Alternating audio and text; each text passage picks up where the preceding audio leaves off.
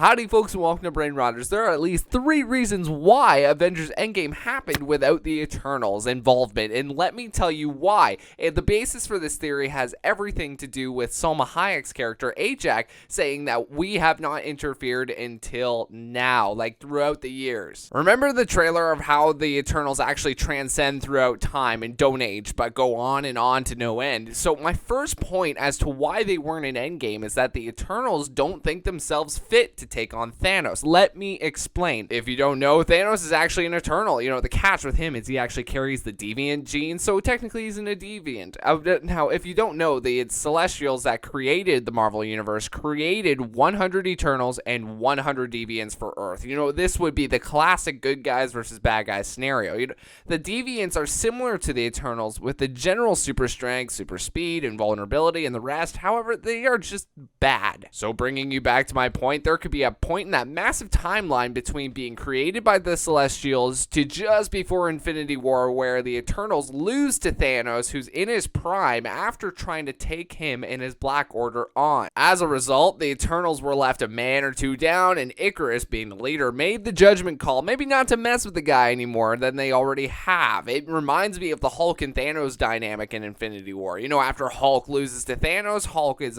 actually afraid of him and refuses to take over after that because Hulk has forever been the unstoppable force. And when he meets the immovable object of Thanos, he's just not used to losing and fears that losing a second time could mean the end of him. And that's how Ikaris sees it too, with his Eternals versus Thanos. So just double back into what Ajak's dialogue, it's very important that she says that they have never interfered till now, meaning that Thanos and the Black Order are dead. The team is no longer in danger of Thanos, and it's cool to come out now. If you're new here, please subscribe and hit that bell for notifications so you don't miss another video. So branching off of that, seeing how Thanos is a deviant that lives amongst the stars, that means the Eternals have a duty to go out and pick the deviants off one by one. You know, it reminds me of why Captain Marvel said she wouldn't be in most of Endgame, the movie, it's herself, because planets who have suffered the snap need her help, and there's a lot of ground to cover, so she'll be gone a while. Something like that. Even on the flip side, the Eternals could be venturing out into the stars to find other Eternals, other good guys, to either save them from the deviant threats,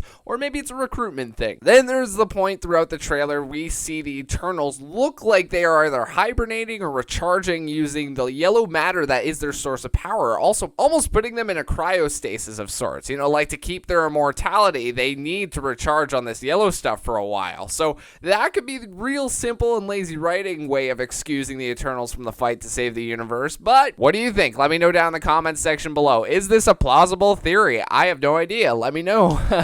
I appreciate you all watching. Thank you. Have a great rest of your day now, and subscribe if you're new. Like as well. Thanks again. Have a good one.